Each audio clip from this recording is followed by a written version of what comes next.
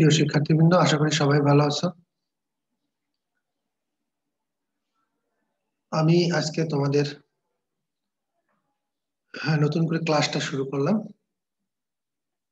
আহ, আমি পড়াবো তোমাদেরকে এই সেকেন্ড চ্যাপ্টার তোমাদের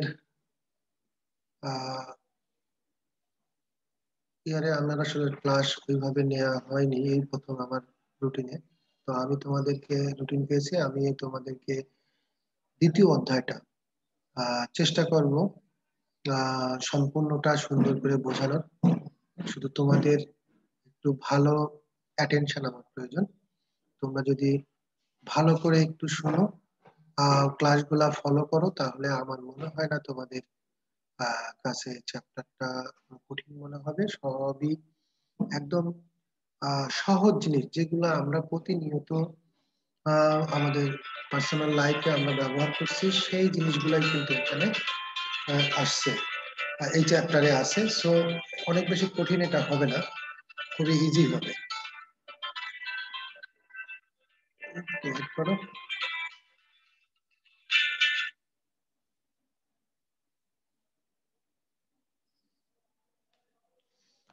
তো আমি আহ, প্রথমে আমার পরিচয় দিয়ে দিচ্ছি। আমি মোহাম্মদ আরিফুর রহমান। আমি প্রাণীবিদ্যার লেকচারার, আর একই সাথে এট দ্য সেম টাইম আমি তোমাদের আইসিটি ক্লাসগুলো কন্ডাক্ট করব। তোমরা জানো আইসিটি তে টোটাল 6 জন শিক্ষক আছেন, বিভিন্ন বিভাগ থেকে এসে স্যাররা ক্লাস নেন, তার মধ্যে আমি একজন। তো আমি শুরু করছি আমাদের দ্বিতীয় অধ্যায়, সেকেন্ড চ্যাপ্টার হচ্ছে কমিউনিকেশন সিস্টেম এন্ড নেটওয়ার্কিং। এখানে কমিউনিকেশন সিস্টেম এবং নেটওয়ার্কিং, যেটা এইগুলোর উপরে আলোকপাত করা হবে। এবং আমরা দেখো, কমিউনিকেশন সিস্টেম, আমরা জানি যে পৃথিবীটা একদম তার শুরু থেকে এই আজকের যে বর্তমান সভ্যতা, এই সভ্যতায় আসার জন্য তার সবচেয়ে বড় যে অস্ত্র, সবচেয়ে বড় যে উপাদান, সেই উপাদানটা হচ্ছে কমিউনিকেশন। এই কমিউনিকেশন ব্যবহার করেই কিন্তু মানুষ ধীরে ধীরে তাদের প্রত্যেকের নলেজ শেয়ারিং করতে পেরেছে। এবং পারস্পরিক যে যোগাযোগ, এই যোগাযোগের ভিত্তিতে প্রকৃতিতে তার অবস্থান, পৃথিবীতে তাদের অবস্থান মানুষ সুদৃঢ় করেছে, পারস্পরিক সহযোগিতা নিতে পেরেছে।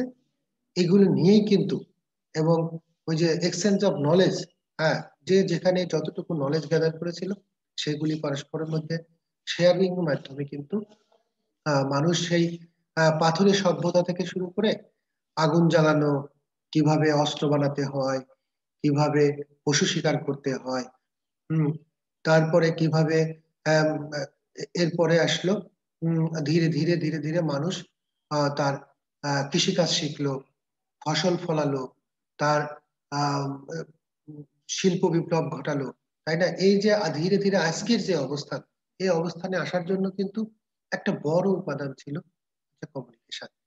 তো সেই কমিউনিকেশনটা নিয়ে এই চ্যাপ্টারে কমিউনিকেশন এবং নেটওয়ার্কিং, এইটা নিয়েই কিন্তু আলোচনা করা হচ্ছে।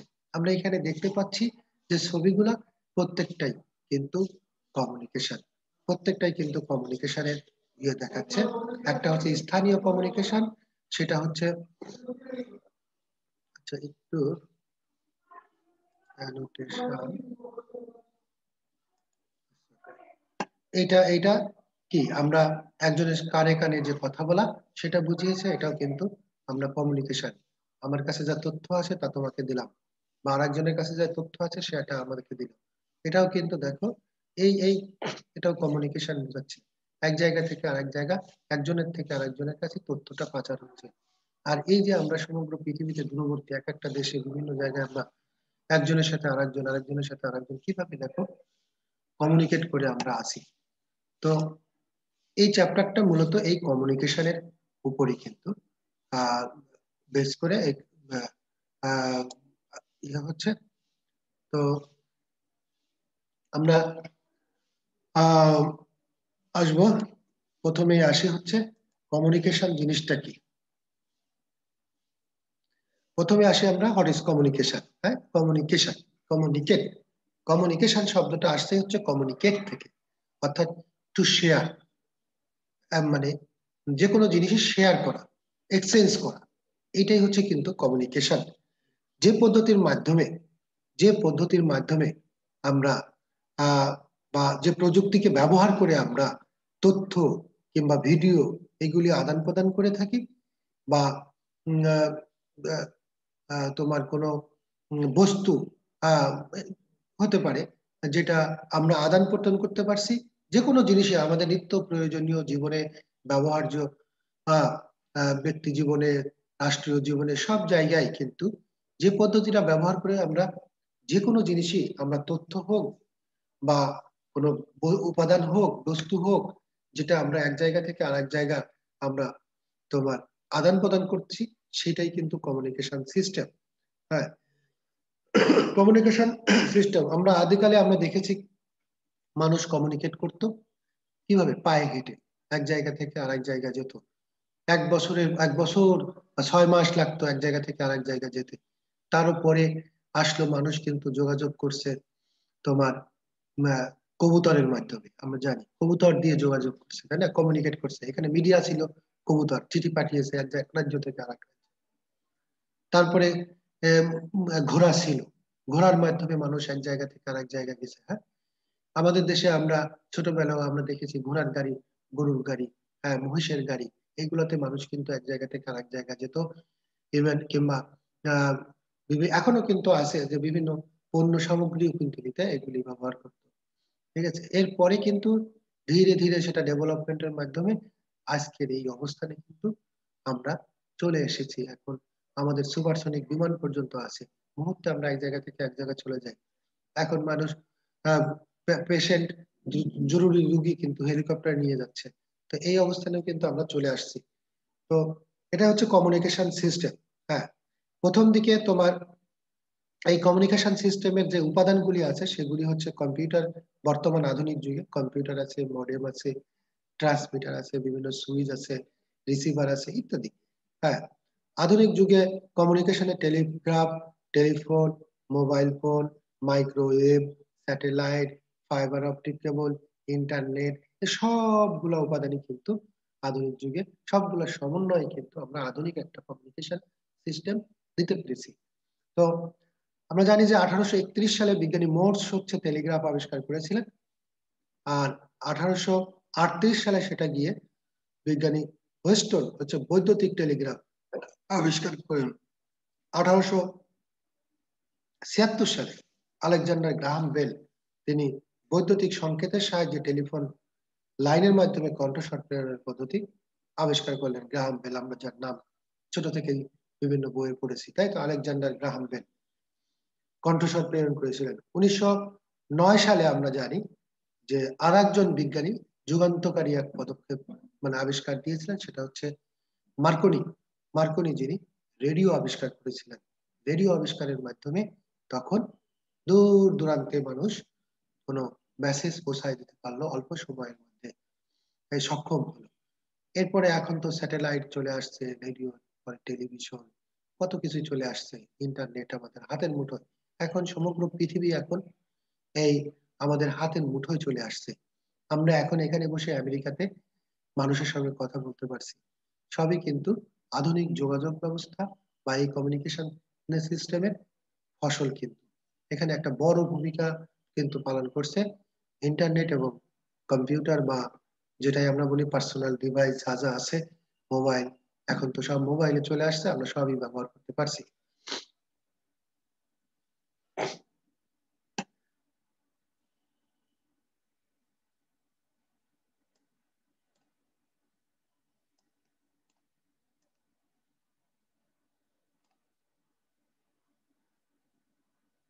তো আমি যাচ্ছি।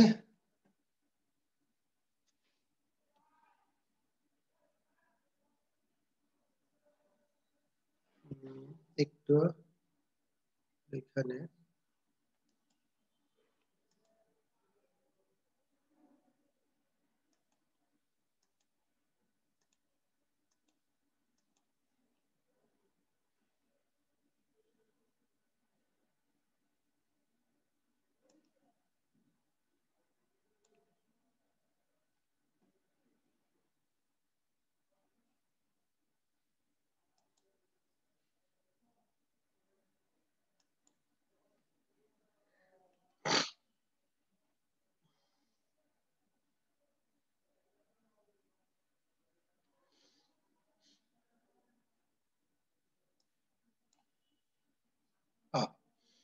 সরি গিয়েছে। তো যেখানে আমরা যাচ্ছিলাম যে কমিউনিকেশন সিস্টেম, এই কমিউনিকেশন সিস্টেমের এমন একটি প্রক্রিয়া যার মাধ্যমে আমরা জানি এক স্থান থেকে আরেক স্থানে নির্ভরযোগ্য ভাবে ডেটা তথ্য আদান প্রদান করা হয়। এটার 5টি মৌলিক উপাদান আছে, সেই উপাদানগুলিতে যদি আমরা যাই, 5টা মৌলিক উপাদান।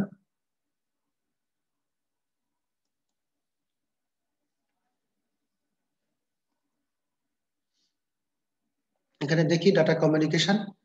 কমিউনিকেশন শব্দটি কমিউনিকেট থেকে এসেছে, যার অর্থ টু শেয়ার, যেগুলি আমি বললাম, অর্থাৎ একজনের সাথে আরেকজনের পরস্পর তথ্য বিনিময়, এক স্থান থেকে অন্য স্থানে, যন্ত্র থেকে অন্য যন্ত্রে তথ্য বিনিময় হচ্ছে ডেটা কমিউনিকেশন। হ্যাঁ, এই কমিউনিকেশন সিস্টেমে আমরা যদি যাই, কমিউনিকেশন সিস্টেমের এই যে তোমার 5টি মৌলিক উপাদান আছে। 5টা মৌলিক উপাদানের মধ্যে একটা হচ্ছে সোর্স। একটা হচ্ছে সোর্স। সোর্সটা হচ্ছে কি, যে ডিভাইস থেকে সোর্স যে ডিভাইস থেকে ডেটা পাঠানো হয় তাকে আমরা সোর্স বলবো। এই 5টা কমিউনিকেশন সিস্টেম, একটা হচ্ছে সোর্স, একটা হচ্ছে সেন্ডার বা প্রেরক, আর একটা হচ্ছে মিডিয়া বা চ্যানেল মিডিয়াম, আর একটা হচ্ছে রিসিভার, আর একটা হচ্ছে ডেস্টিনেশন। হ্যাঁ, রিসিভার এবং ডেস্টিনেশন, এই 5টা কে যদি আমরা এখন ব্যাখ্যা করি, যে সোর্সটা হচ্ছে যে ডিভাইস থেকে ডেটা পাঠানো হয়, যে ডিভাইস থেকে ডেটা পাঠানো হচ্ছে সেটা হচ্ছে তোমার সোর্স। আর এরপরে আসতেছে যেমন সোর্সের মধ্যে কি আসতেছে, যেমন কম্পিউটার। কম্পিউটার থেকে আমরা এক কম্পিউটার থেকে যখন আর এক কম্পিউটারে ডাটা পাঠাবো, তখন এই কম্পিউটারটা হচ্ছে তোমার সোর্স।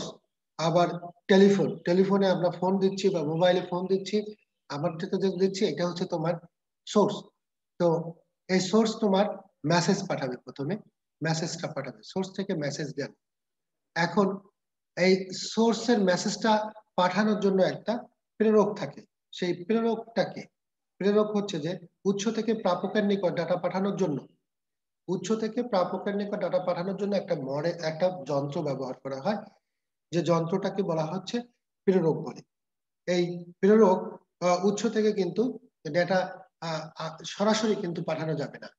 আমি যে কথা বলছি, আমি কথা যে পাঠাচ্ছি, সেই কথা কিন্তু সরাসরি আমি পাঠাতে পারবো না। কিংবা আমি যে মাইক্রোফোনে কথা বলবো, মাইক্রোফোনে যে ট্রান্সফার হবে শব্দটা, সে শব্দ কিন্তু সরাসরি যাবে না, কারণ ওখানে কিন্তু অ্যানালগ থেকে ডিজিটাল, ডিজিটাল থেকে অ্যানালগ, এইগুলি কিন্তু করার প্রয়োজন হয়। আমি যে কথা বলছি সেটা তো অ্যানালগ একটা সিগন্যাল, এটাকে ডিজিটালে রূপান্তর করতে হবে, তো 0 এবং 1, হ্যাঁ, বাইনারিতে রূপান্তর করতে হবে। তার জন্য একটা তোমার ট্রান্সমিটার লাগবে। এই ট্রান্সমিটারটা হচ্ছে তোমার প্রেরক। তো যেমন আমরা যখন একটা মেইল পাঠাবো, মেইলটা কিন্তু আমি কম্পিউটারে লিখলাম, লেখার পরে মেইলটা আমি যে পাঠাচ্ছি, তার জন্য কিন্তু আমার একটা মডেম দরকার হয়। মডেমটা হচ্ছে তোমার এই ট্রান্সমিটার বা প্রেরকের কাজ করে থাকে, সেই ইন্টারনেটের কানেকশনটা দিচ্ছে, ঠিক আছে। তো এই মডেমটা কিন্তু এখানে সে ট্রান্সমিটার বা প্রেরক হিসেবে কাজ করে। এরপরে আসতেছে চ্যানেল বা মাধ্যম, মিডিয়াম। হ্যাঁ, মিডিয়ামটা কি, যে যার মাধ্যমে ডেটা সমূহ এক স্থান থেকে বা এক কম্পিউটার থেকে অন্য কম্পিউটারে স্থানান্তর করা হয়। হ্যাঁ, সেইটা হচ্ছে তোমার চ্যানেল বা মাধ্যম।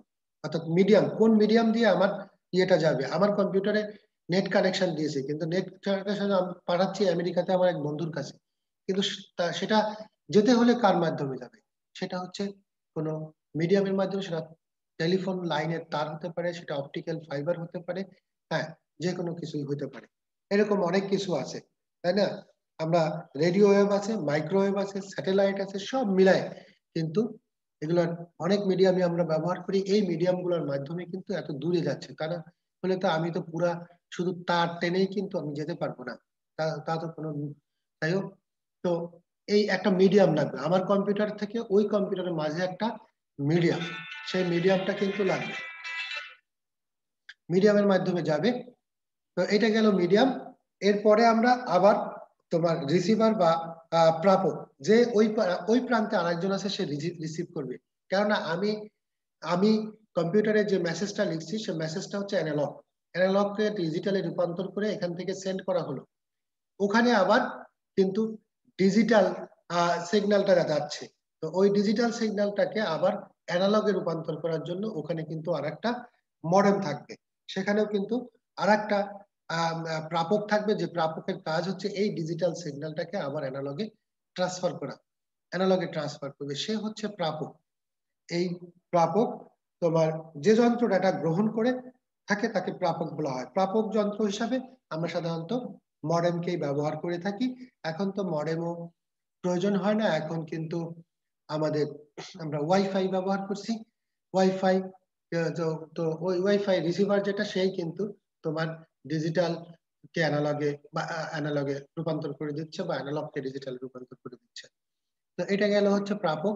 এরপরেই আসতেছে গন্তব্য বা ডেস্টিনেশন, অর্থাৎ উৎস হতে যে কম্পিউটারের উদ্দেশ্যে ডাটাটা প্রেরণ করা হচ্ছে, আমি যে আমার বন্ধুর কাছে পাঠাচ্ছি ডাটাটা, তার তো একটা কম্পিউটার আছে, সেই কম্পিউটারটা হচ্ছে তার আমার ডেস্টিনেশন। ওই ডেস্টিনেশনে যখন সে তার তো ওখানে মডেম আছে, সেই মডেম কিন্তু ডিজিটাল সিগন্যালটাকে আবার অ্যানালগে ট্রান্সফার করে সে কিন্তু আবার রিসিভ করছে অ্যানালগ মেসেজ, তাই না? অ্যানালগ ডাটা সে রিসিভ করবে। তো এই হচ্ছে তোমার ডেটা কমিউনিকেশন সিস্টেমের 5টা মিডিয়াম। তো এইটাই হচ্ছে তোমার ডেটা কমিউনিকেশন সিস্টেম। এখন এই যে ডেটা কমিউনিকেশন সিস্টেম আমরা যেটা বলেছি, সেটা একটা হলো কমিউনিকেশন, একটা ডেটা কমিউনিকেশন। কমিউনিকেশন তো বিভিন্ন রকম, সেটা বললাম। কমিউনিকেশন মানে তথ্য যাওয়া এক জায়গা থেকে আরেক জায়গা। আর ডেটা কমিউনিকেশন হচ্ছে, হ্যাঁ, আধুনিক যেটা, সেই ডেটা কমিউনিকেশনের আমরা এটা দেখালাম। আধুনিক যুগে ডেটা কমিউনিকেশন এটা দুইটি অংশে কার্যকর হয়। একটা হচ্ছে ডেটা প্রসেসিং, একটা হলো ডেটা প্রসেসিং, আর একটা হচ্ছে ডেটা ট্রান্সমিশন। ডেটা ট্রান্সমিশন, হ্যাঁ, ডেটা প্রসেসিং হচ্ছে কম্পিউটারকে ডেটা প্রসেসিং ডিভাইস বলা হয়ে থাকে, কম্পিউটারটাকে হচ্ছে ডেটা প্রসেসিং ডিভাইস বলা হয়ে থাকে। আর একটা হচ্ছে তোমার ডেটা ট্রান্সমিশন, কম্পিউটার কর্তৃক প্রসেসকৃত ডাটা এক স্থান থেকে অন্য স্থানে পাঠানোটাই হচ্ছে তোমার ডেটা ট্রান্সমিশন। তো এই দুইটা, মূলত এই দুইটা অংশে এরা কার্যকর হয়ে থাকে। আর এই যে আমরা বললাম যে যোগাযোগ প্রক্রিয়া বা ডেটা কমিউনিকেশনের 5টা মৌলিক উপাদান আছে, সেই মৌলিক উপাদানগুলো আমরা করলাম। একটা হচ্ছে সেন্ডার মানে উৎস, সোর্স, আর একটা হচ্ছে সেন্ডার, একটা হচ্ছে মিডিয়াম, একটা হচ্ছে রিসিভার, আর একটা হচ্ছে ডেস্টিনেশন। হ্যাঁ, এই হচ্ছে মৌলিক উপাদান। তোমার কোশ্চেনটা আসলে কিন্তু ডেটা কমিউনিকেশনের মৌলিক উপাদানগুলি কি, এগুলি উল্লেখ বা ব্যাখ্যা করতে বলতে পারে, বর্ণনা করতে, মৌলিক উপাদানগুলি বর্ণনা করতে বলতে পারে। এই জন্য এই মৌলিক উপাদান 5টি ভালো করে পড়তে হবে তোমাদের। একই সাথে যে ডেটা ট্রান্সমিশন কমিউনিকেশনটা সাধারণত দুইটি অংশে কার্যকর হয়, একটা ডেটা প্রসেসিং যেটা কম্পিউটার করে থাকে, আর একটা হচ্ছে ট্রান্সমিশন। ট্রান্সমিশনের কাজ মডেম, ইন্টারনেট এবং মাঝখানের যে মিডিয়াম আছে এরা মিলিতভাবে করে থাকে। তো আজকে এই পর্যন্তই। সামনের দিনে আর একটু ভিতরে ঢুকবো। আজকে জাস্ট তোমাদেরকে আহ, যেটা পড়াইলাম সেটা হচ্ছে কমিউনিকেশন কি, ডেটা কমিউনিকেশন কি, ডেটা কমিউনিকেশনের যে 5টা মিডিয়াম আছে বা উপাদান আছে, মৌলিক উপাদান, সেই মৌলিক উপাদানগুলি তোমরা শিখলে। তো খোদা হাফেজ সবাই, ভালো থেকো।